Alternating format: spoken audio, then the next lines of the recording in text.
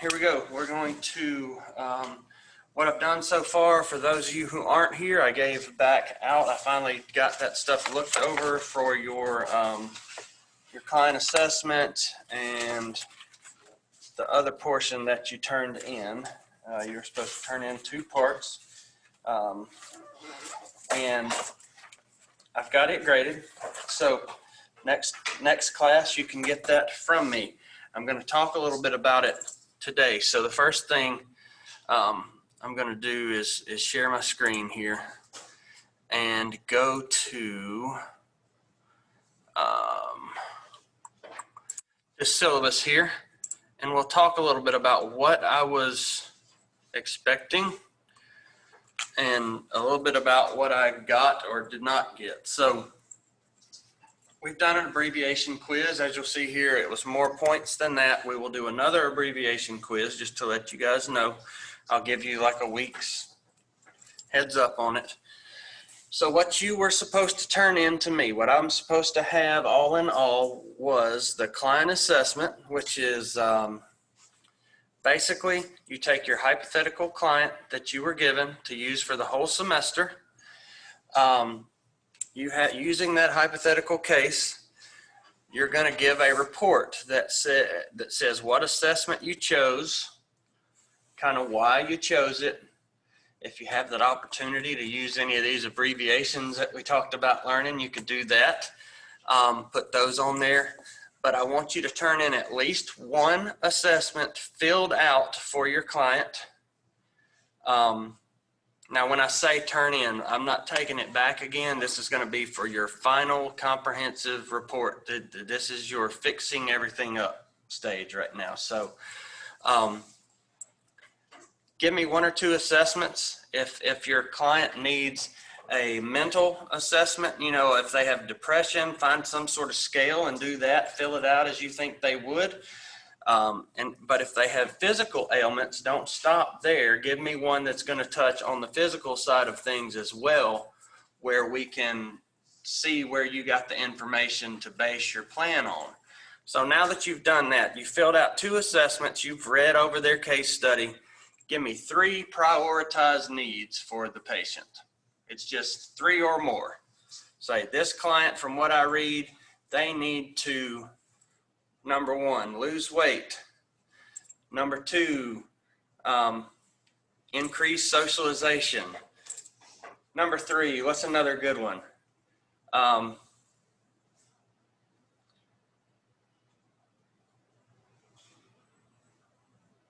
Improve mobility in their affected leg. Okay, that would be your 3 needs. Put them in the prioritized order that you think. If that's not how you gave them to me, in the final report, I want it prioritized just like that. Okay? Y'all that are few that are in here, clear on that part. Okay? So that was the client assessment, and we did that for 50 points.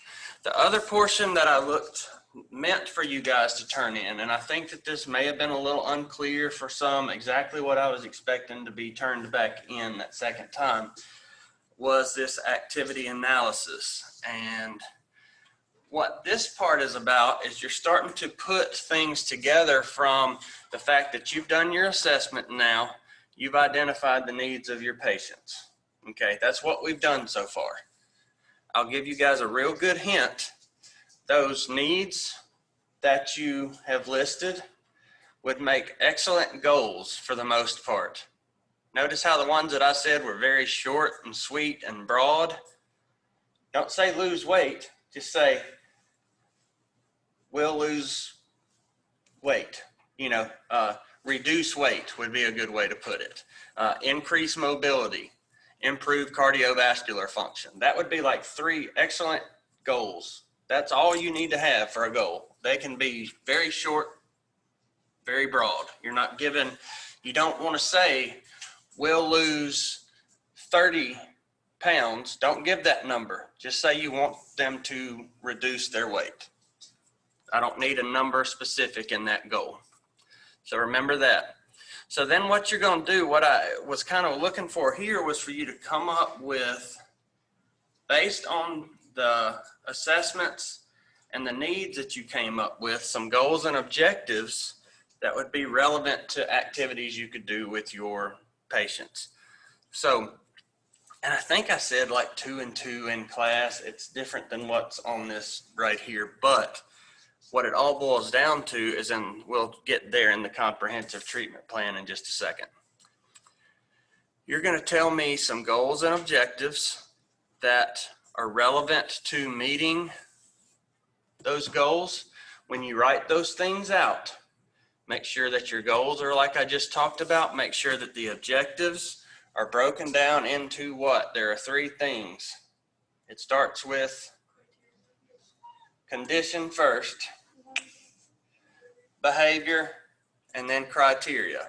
Condition is what's going to trigger the event to start. Behavior is what they're actually going to do. Criteria is how well they're going to do it. 8 out of 10 times, 4 out of 5 attempts, 3 days a week, whatever, something that you can look and see and mark whether or not they did it. The criteria is what gives you the information you need to see whether you need to increase or decrease their objective intensity, where they can reach it. Okay, so at this point, you're starting to build goals and objectives. I was looking for like 2 goals with 2 objectives each would have been great. I didn't specify, so I didn't really count off for number that we're given or whatever. But once you do that, you're gonna, in your objective, you're saying what activities are gonna be done, okay? Your objective has the behaviors. So that's where I'm talking about I need you to describe and justify the activity to be used. Say, I chose this activity because it will help increase mobility, and it will be low impact because it will be in the water. Something like that. Give me some justification of why you chose it.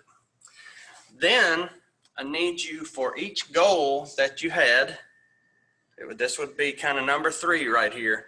I want you to tell me which domains are going to be affected by what you're doing. And when I say domains, what are we talking about? Like physical, social, cognitive, emotional. Tell me what your goals are addressing. So tell me that. Then tell me if there's any, this is listed right here after, identify needed activity adaptations. Are there any things that you're going to have to adapt for them to be able to do the activity you're listing? And then a good thing to add is say, it's probably not a good idea to do high impact exercise with this patient because he has arthritis in both knees. If they, most everybody's going to have something that would be contraindicated for them to do, or something they shouldn't do because of what they have going on. Okay, so list me something, 1 or 2 things that they probably shouldn't do, just showing that you realize that they don't, there's some things that you really don't need to do with your patients. And then at that point, just give me a little brief plan on how the activity would be implemented. That's what I was looking to have turned in. Now, what I gave back to you guys, some of them had paragraphs. Make sure you look at like the back page. I wrote things that will help you fix this.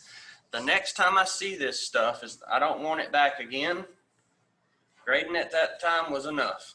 I want it back again when I get the comprehensive treatment plan, which we're getting down to now. That's where you put all this stuff together, what you've done, okay? So look at comprehensive treatment plan. The purpose of this assignment, you're looking at making the whole process of developing an individualized treatment plan, or an IPP, and that we've talked about before. You're just extending on to what you've already done. Using the assessment information you gathered, develop a plan of treatment for the client, which has at least, listen, 3 goals with 3 objectives for each goal. Important. That shows me that you know how to come up with, now you've got 3 needs. If you have good needs up front, you've basically potentially had 3 goals right there. Now just give me some objectives that have the proper portions in there, and you're golden on that. Okay. Honestly, when you write your objectives, you're probably going to have the frequency and duration of contact. Now, you can also give me something like, the patient will continue this treatment until pain subsides and they no longer need treatment, something along that line. That addresses that question also. Then I want you to tell me how you would evaluate whether what you have prescribed to them was effective or not. Your evaluation procedures. Number one, a good way to evaluate is whether or not they're meeting their objectives. There's your kind of hint there, but elaborate on that a little bit. And then just as you're going through all this stuff, give me more than you even really think you need to. Just explain and support what your thought process was, how you expect them to do, why you chose this activity, they need this adaptation because. Just give me lots of information, make it nice, neat, pretty, and wrap a bow on it all, and then give it to me like in a folder. That's taking this stuff that I'm giving back to you.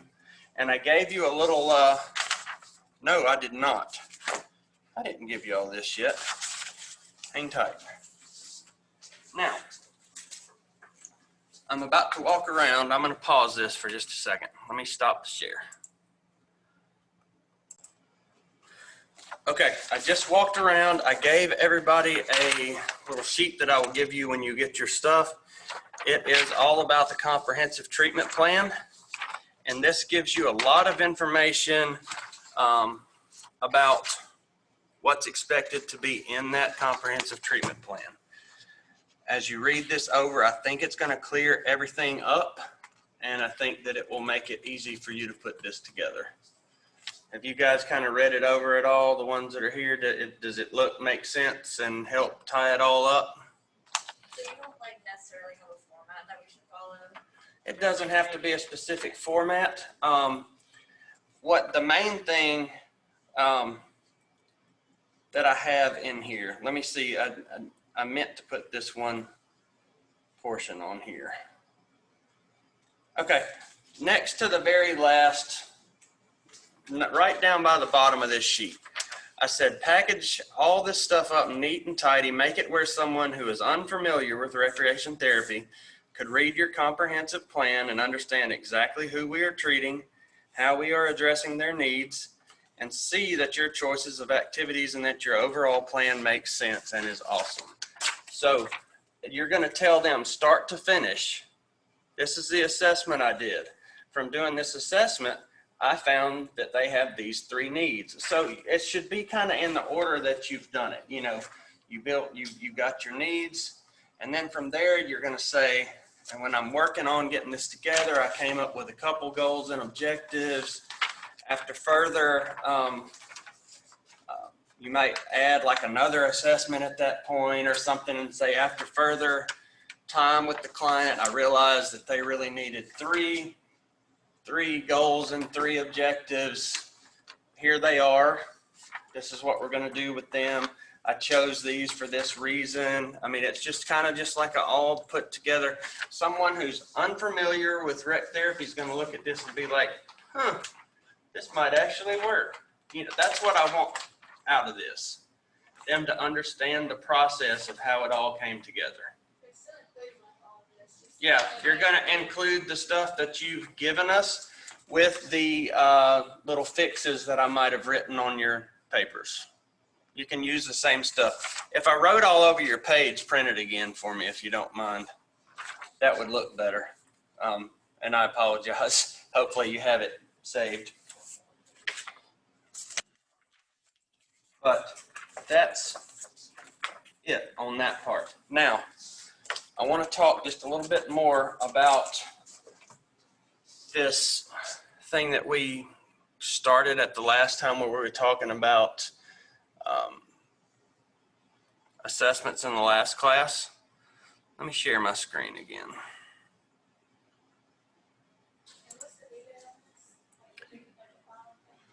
The due date. Hang on, let's look. I'll share the screen again, and we'll go here. No, we'll go to Blackboard. Okay, so the due date, we're going to go to content, and we're going to go on down here and your comprehensive treatment plan. I'm just going to click on edit where we can see what's going on with it. The due date is April 15th. That gives you plenty of time to give me a good, thorough report. And honestly, I have 100 points. Okay, I want you guys to watch what's about to happen.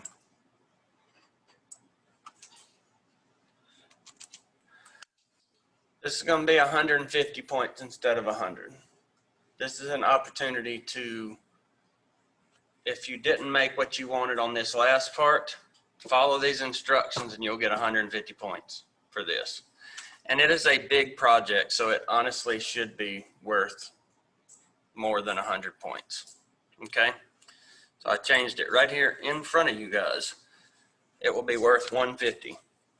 I will grade them based on what I just gave y'all as kind of a guide.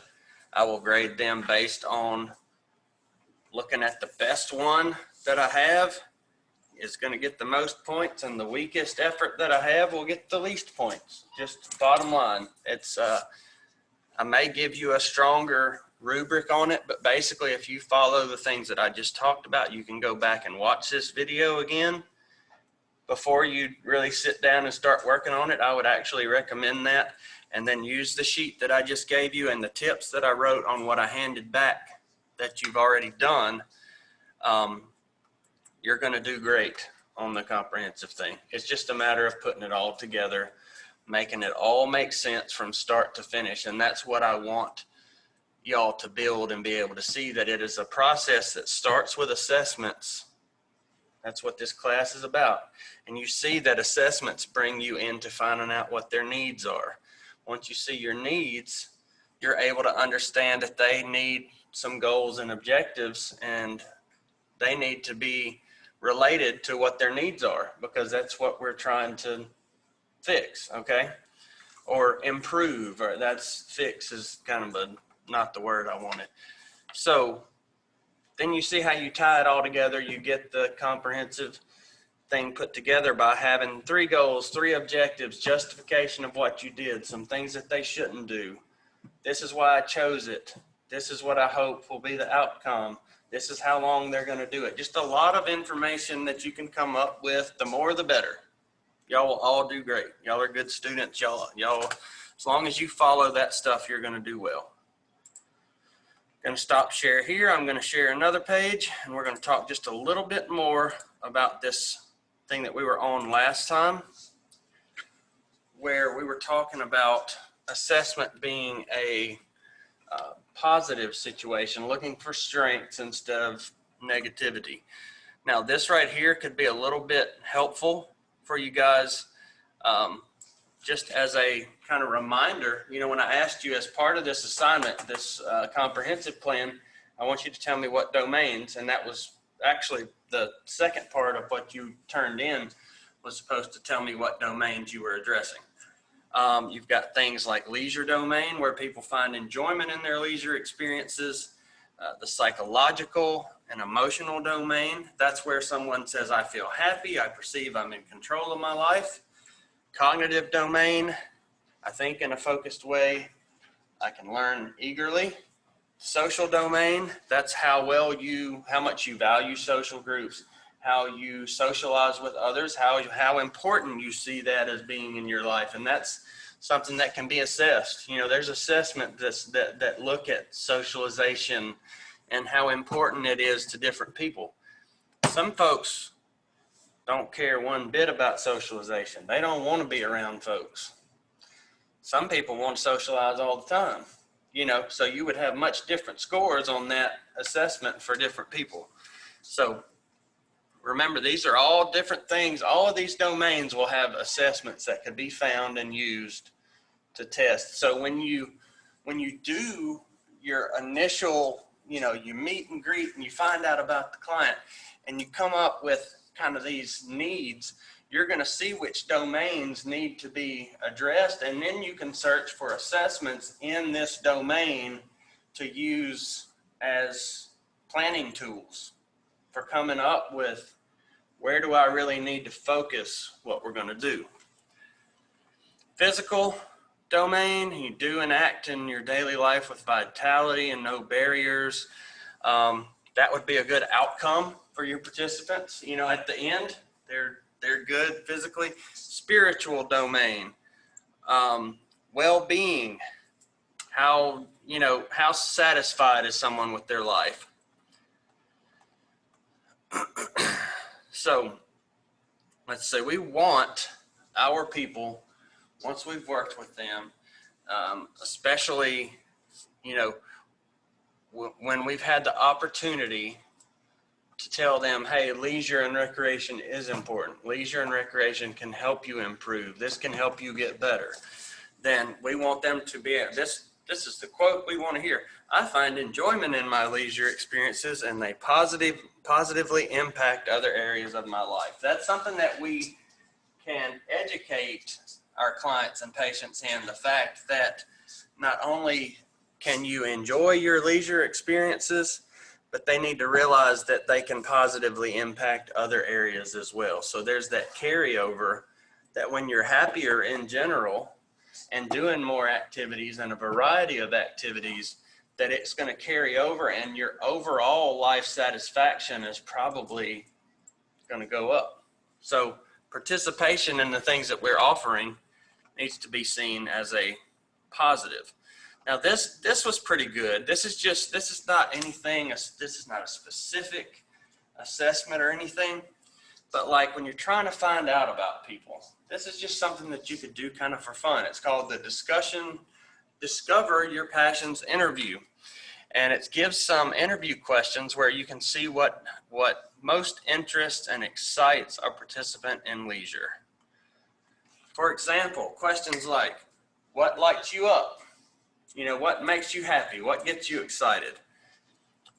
When do you seem and feel most alive? What helps you feel a sense of purpose? When do you seem most focused and unaware of distractions?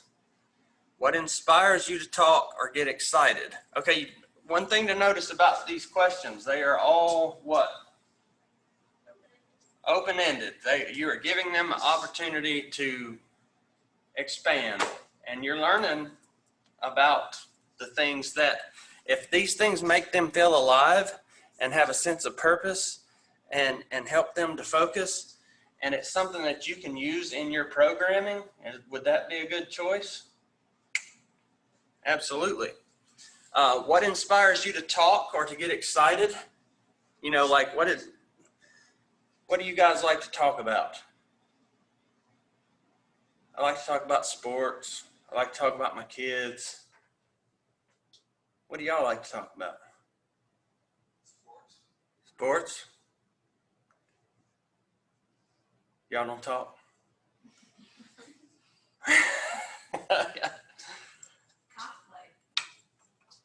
Cosplay, okay. That causes you to talk or get excited. I mean, see, we just learned about you just then. I guarantee you they didn't know that. Probably didn't. When was the time you felt at peace with yourself? These are all open-ended questions that you can find a lot about a person to see kind of which direction you may want to go. Again, we talk about strength-based assessments right here. It talks about strength discovery assessment. This is an actual process here, and it was for working with transition-aged youth and young adults. It tells about it on here. This is on our, this is in the content area on the Blackboard, but it finds out things like the person's interests and preferences, what they value, what kind of traditions they have in their life. Is there something that they do every Friday night? You know, what do they do on certain holidays? Do they have traditions that they do? Those are good things for you to know. What are their skills, abilities, competencies? What are the, you know, are they an excellent piano player? They may enjoy doing a little piano concert for the rest of the group that they would enjoy watching, and they would enjoy getting, you know, some positive affirmation at the end of it, and being able to do something they're good at. That would be a good activity for your group, actually. I mean, relaxation, they're working on, you know, it's a lot of good things there. What are your dreams and aspirations? That's a big, broad question to ask your people, but it may give you some ideas that are outside the box that you can maybe try to do some things that you've never done before with your patients. You know, it may be skydiving. You know, I want to skydive one day. You know, maybe you can set that up and where they can do it. You never know. It depends on where you work, what kind of finances are available and things like that. That matters a lot. Work with the VA, that kind of thing. Absolutely. You could find some ways to make some things happen. What strategies in the past have worked the best at home, school, or in the community? What settings are the people most comfortable in? Family members, relatives, friends, and other informal key players that are valued by in this young person's life. Remember, we're talking, this is for youth and young adults. So who is their circle of trust, kind of? Who's their support system? Formal key players involved in their life. And then priority needs and goals across transition domains. Things like that. There's a lot more information on here about, I think we did this leisure diagnostic battery. If not, we will. But it finds out things like perceived leisure. How well does someone think that they can do leisure activities? How much control do they feel like they have over their choices regarding leisure? What sort of needs do they feel like they have regarding leisure and recreation? How involved are they in leisure? Are they a playful person?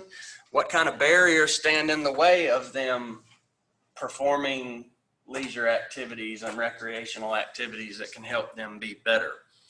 That's important for us to know. What do they see as barriers? Because if we can remove some of these barriers out of the way, they'll be thankful to us for one.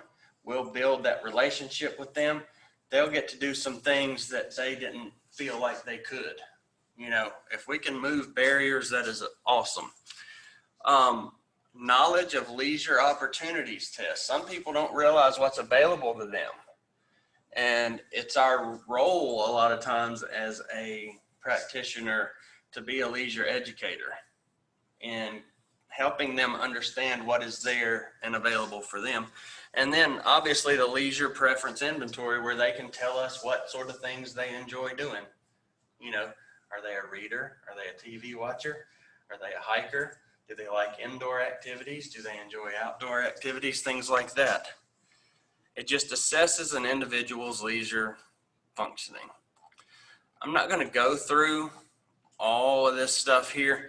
The main thing that I wanted y'all to get out of this particular thing that I pulled up was to try to concentrate on people's strengths and to do assessments in a way that they're going to feel as though you're doing it in a positive manner, rather than looking for weaknesses and looking for what is wrong with them. You want to highlight the things that they do well also, even though you do need to find out the issues or the deficits or the needs that they have that we have to work with.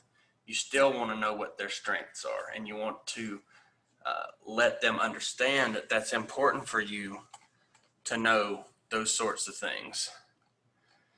This is a long thing. It gives several different tests that you can do.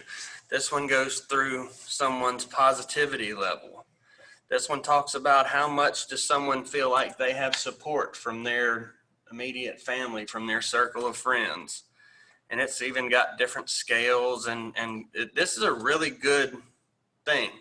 This is cognitive assessment that you can do right here, and it gives you actual assessment that is used. If you have some time and you know, if you're looking at actually doing this stuff, this is a good one to maybe download to your computer because it has a lot of information on this. It's a lot of stuff. It may not have the full assessments on everything, but it can give you ideas of where to find them and what kind of, you know, all the domains and how you find different assessments to use with them.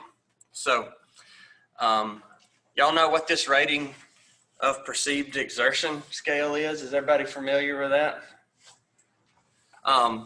It's basically when someone, how hard do they think they're working? Usually from a level of 6 to 20. And you could have a group that's walking around a track, and you could have a little perceived exertion scale, and 20 is breathing so hard I can't talk, sweating. You know, 6 is just, I'm cool, not hurting, no big deal.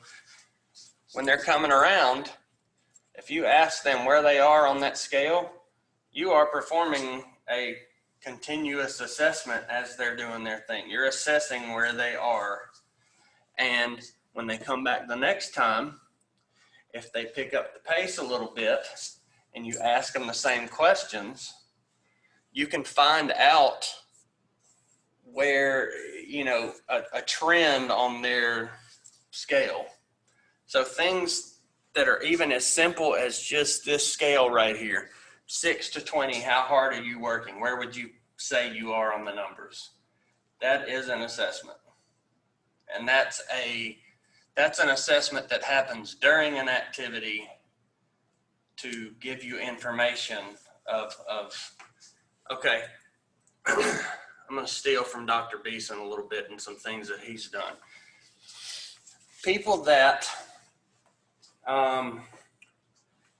let's say you go to Lamar Park or to the OPC track around the top of the gym, and you have one group of 5 people walking. You have another with 2 people walking, and they both have headphones in. They're not really talking, but they're walking together. And then you've got a single person there by themselves, exercising also. Who do you think would rank the highest on this board scale? Anybody else have a thought? Person by themselves. The person by themselves. They're not distracted. They're not trying to talk. They're just there to get their workout in. So obviously, who's going to have the lowest? The group, because they're just chilling. They're talking. That is the result you would get if you saw that. For sure. They have, even if they're reaching a higher level of intensity for their workout, their perceived level of intensity Will be less because they're distracted by their peers. Yeah. So the socialization aspect can impact their rating on that scale. Just something to think about. It's kind of a cool deal and a cool process. I'm going to stop there. We've gone through a lot on this one, and it's got a lot of information that we've covered and a lot that we have not. So let me stop this share. And now, the next and the last thing that we're going to talk about today. Now, the rest of you guys that weren't here this time, please come back soon. I want to give you back your information and the rest of this stuff that's going to help you with your comprehensive plan. I also want to give you this next assignment that we're about to give to the rest of the class. It is an outside of class assignment. I'm going to let Julie come up here and talk to you guys about it. I'm going to let her do it right here where she can do it for the Zoom. And what we're gonna do is give you an opportunity to do some outside assessment. You're gonna fill out some forms. You're gonna give us some summarizing of what you see, what you did, looking for goals and objectives. Do you think the activity is meeting the goals? There's some questions on here. They are right here in front of you. Also attached will be an assessment form that you can use during your time here. I will tell you this, since it is an outside of class opportunity to do this, I am going to trade you this activity. It's going to be worth 50 points. I'm going to trade you this activity for April 1st class, which is the day before Good Friday. We're going to not have class that day. I think that's a fair trade-off for y'all to try to meet this in between. That gives y'all Thursday, Friday, Saturday, Sunday. Hopefully that's a happy thing for y'all. And it'll be due the next week. I think it's due the next Thursday is what I put on there. Okay. 6th. Gotcha. Yeah. All right, I'm gonna let Julie talk to y'all about this because she works in the pool. So, and we will get this stuff to you guys when you're back in class. And the ones that are here today will get this to you. I'll start handing it out while she's talking. Yeah, okay. All right, what we're gonna be doing is we're gonna be doing an aquatics assessment, but we're gonna use the comprehensive evaluation and rec therapy assessment. This is out of the Red Book. When you look at it, you will notice there are some sections that I have X'd out because you won't be able to get those in the pool and watching folks. And on one of the sections, it's section C in the general subsection, and it's got attitude toward recreation therapy. You're going to be looking at it as the activity. Okay, so what we're going to be doing is you're going to be coming to the pool. I've listed 6 times that are available for you to come to the pool and observe one of 2 groups. Monday through Thursday, 11 to 11:45 is the group that is the adult aquatic exercise program. That's the program designed for individuals 55 and older. And then if you come for the 2 to 2:45, you'll be observing the EL 169-269 aquatic exercise class. Now, if you can't come in any of those times that I've listed on here, you can make an appointment with me and we will meet at the pool. I am not making an appointment over Easter weekend because I'm going to be out of town. I'm going to be leaving on Thursday when we can. So that's unavailable. And it will be based on when I'm not in class. But I'll meet with you and we'll go to the pool and you'll be doing an assessment of me. It's actually a pretty good one. We'll do the same activity as what I would be leading in the class, and you'll get some good information because I'm not the most capable on that one. You will have what you have to turn in is, before I say that, you'll pick a participant. You need to introduce yourself, ask them if you can do the assessment, let them know it's a class assignment, and make sure you follow those introduction suggestions that we've talked about when we've watched the videos, and that will help you with the start of that. And then what you're going to have to do to turn in is you're going to have to turn in this assessment form that we passed out. Make sure that when you do it, you write the name of your participant and also write your name on it, please. You are going to need a short summary of your participant, 3 sentences, not a whole lot, okay? You're gonna need a goal or one goal or objective that you observed in the class, okay? You'll see me doing certain things and you can get a goal or objective that I'm working on with that. Might be range of motion, it may be getting them more you know, active, Yeah. just whatever the case may be. Look for Yeah. the goal that she's gonna, it should be pretty clear that she's pushing certain things. Yeah, and I'm not going to sit there and say, this is our, well, sometimes actually I do tell them, this is our goal for this activity. But you may see me doing things that don't necessarily where I say, this is our goal. I'm looking at what they need. Then you're going to, once you've mentioned what that goal is, you're going to tell whether you think that the activity that we're doing is meeting that goal. You'll have to observe what I'm doing and seeing some of the things are modifications and how I do that for each of the participants. And some of those will be very obvious, some of them may not be. And then you want to, last thing is,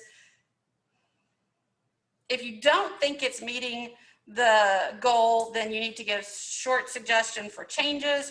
Or if you do think it's meeting the goal, you need to give just a short, why do you think it's meeting that goal? This, what you're turning in, I would say no more than 2 pages, okay? Page to 2 pages is what you should be turning in. There are 5 questions, short, simple, and that's what we're looking for. Anybody have any questions about it? That's pretty easy, huh? Pretty easy, 50 points. Mhm. Good, hands-on, actual assessment that you're gonna be doing. That's the type thing that I was hoping to get y'all more of, but this dang COVID stuff, I wanted y'all to have like a client at NMRC or somewhere that you would be doing some ongoing type assessments, and that's where you really learn this stuff, is hands-on doing it. That's why this is a good thing to add to the class. It adds some points for you guys. It should be just about a freebie. Now, one other thing, I'm talking to you guys that are not here and to you guys that are here. Try your best, and I think Julie would appreciate this. Try your best to make one of these times of these pool sessions rather than, she's got a lot on her plate. I mean, she's a grad student. That's why she's kind of helping me out. And you see, she's got a little different role in this class because she's doing some different things for credit than what y'all are having to do in some ways. That's why she's helping to do this. So that being said, she has a lot on her plate. If you can make one of these times, and there's 6 different options, I understand that some of you may not be able to. If you can't, then do what she said and make an appointment with her for a time that will work. But try your best to get there during one of those times. We would appreciate that a bunch. Anything? I have trouble with figuring out the questions or figuring out what's going on. Okay, she just said, Julie just said also, if you couldn't hear it, if you have questions once you've done this and you're trying to fill out your little paper at the end where you're answering those 5 questions, if you have any issues with exactly what we're looking for as far as answers or any questions, just send her an email to that same email that's on this page. She can answer it probably better than I could, so use that email. And if you send me a question about it, I'll probably just forward it to her anyway. So I think that's it for today. So you guys come on back to class next time. We'll hand back your stuff where you can really get to working on that comprehensive final packet we talked about. And you can start planning your time on getting this thing here done. And we're going to stop there for today. I hope you guys have a good, let me make sure I'm not missing anything. And remember, another bonus of doing this pool assessment project is that you get a 4-day weekend out of it. And for those of you who are in the class preceding this, 372, I may try to find some kind of way to make that happen too, because it was almost silly to have class then and not this one. Just saying, we're going to look at something on that. So, although we're trying to get through a whole bunch of chapters in that class, so no promises on 372. Making sure I didn't miss anything on my little notes here. That's it. You guys have a great weekend. Be careful. See you next Tuesday. Be here.